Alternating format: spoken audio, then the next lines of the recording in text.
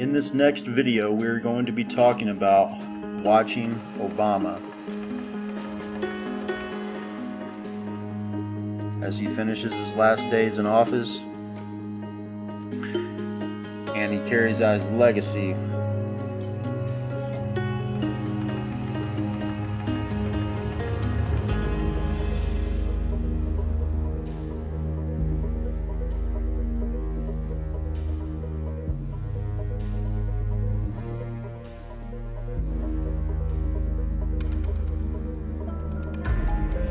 Right now, before Obama has left office, he has not vetoed the UN settlement agreement, which normally gets vetoed, and has put Israel in a bad situation, basically stabbing Israel in the back. He's also pulling out our military out of the Persian Gulf. And it seems to be like he's trying to cause more problems for President Trump as Trump comes on the scene to be president.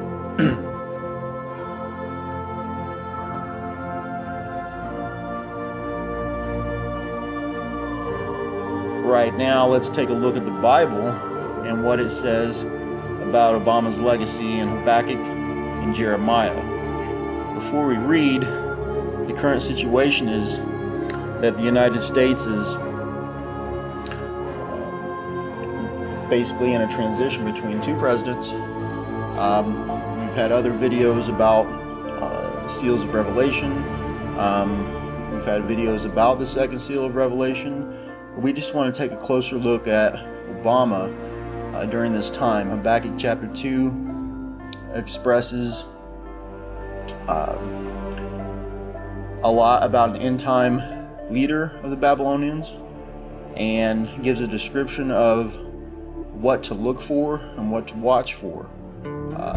So let's go ahead and take a look at Habakkuk chapter 2. Then the Lord replied, "Write down the revelation and make it plain on tablets so that a herald may run with it. For the revelation waits an appointed time. It speaks of the end and will not prove false. Though it linger, wait for it. It will certainly come and will not delay." So we've been watching for this a long time. We're anticipating it. We're waiting for it. The Bible says it will certainly come and not delay. See, the enemy is puffed up. His desires are not upright. But the righteous person will live by his faithfulness. Indeed, wine betrays him. He is arrogant and never at rest, because he is as greedy as the grave and like death is never satisfied. He gathers to himself all the nations and takes captive all the peoples. Will not all of them taunt him with ridicule and scorn, saying, "Woe to him who piles up stolen goods and makes himself wealthy by extortion"? How long must this go on? Will not your creditors suddenly arise? Will they not wake up and make you tremble? Then you will become their prey. In this one we see people taunting this person with ridicule and scorn.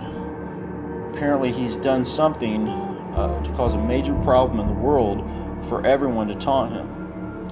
We can see his failure at the Iran nuclear deal. We know that Iran wants to attack the United States. They want to destroy the United States and Israel. Will not your creditors suddenly arise? Something will cause our creditors to rise up and make us tremble. This could be an economic collapse. Because you have plundered many nations, the people who are left will plunder you. You have shed human blood, you have destroyed lands and cities and everyone in them. Woe to him who builds his house by unjust gain, setting his nest on high to escape the clutches of ruin. You have plotted the ruin of many peoples, shaming your own house and forfeiting your life. The stones of the wall will cry out, and the beams of the woodwork will echo it. Woe to him who builds a city with bloodshed and establishes a town by injustice. Has not the Lord Almighty determined that the people's labor is only fuel for the fire, that the nations exhaust themselves for nothing? For the earth will be filled with the knowledge of the glory of the Lord as the waters cover the sea. Woe to him who gives drink to his neighbors, pouring it from the wineskin until they are drunk, so that he can gaze on their naked bodies. You will be filled with shame instead of glory. Now it is your turn. Drink and let your nakedness be exposed. The cup from the Lord's right hand is coming around to you, and His grace will cover your glory.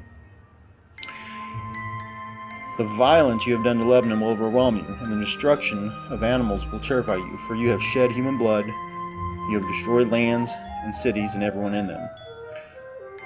So there's going to be violence that we do to Lebanon that will overwhelm us, because there's so many people that are going to be killed in this attack and this war. There's probably World War III, that everyone will taunt him with ridicule and scorn, and then our creditors will rise up and make us tremble and stop buying the dollar.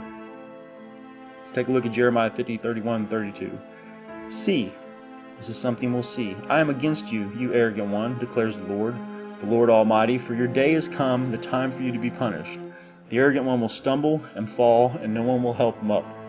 I will kindle a fire in her towns that will consume all who are around her. And the Bible says that word fall, or Paul in the Hebrew, can mean to fall a violent death. There is a chance that Obama could be assassinated because of what he does. Obama is greedy and never satisfied. Habakkuk 2:4-6.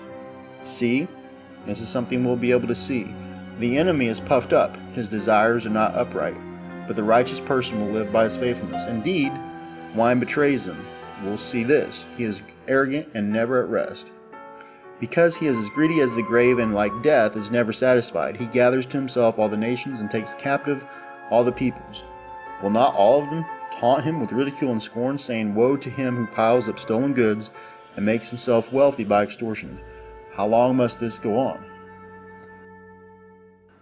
Obama has some famous last words. Obama says no one would dare attack the United States. Obama's other lie is the United States economy is strong. Both will prove false. The economy is not strong, and someone is going to attack the United States. We see this in Revelation 6:3-4, Jeremiah 51:11-13. It points to Iran. They are not happy with the nuclear deal. There's going to be a meeting January 10th, and we'll see how all this plays out. Right now, we are to watch Obama, and we are to see him and confirm that this is the leader of the end-time Babylonians. And when all this happens, the church will wake up. Matthew 25:1-7. So keep watch and watch Obama.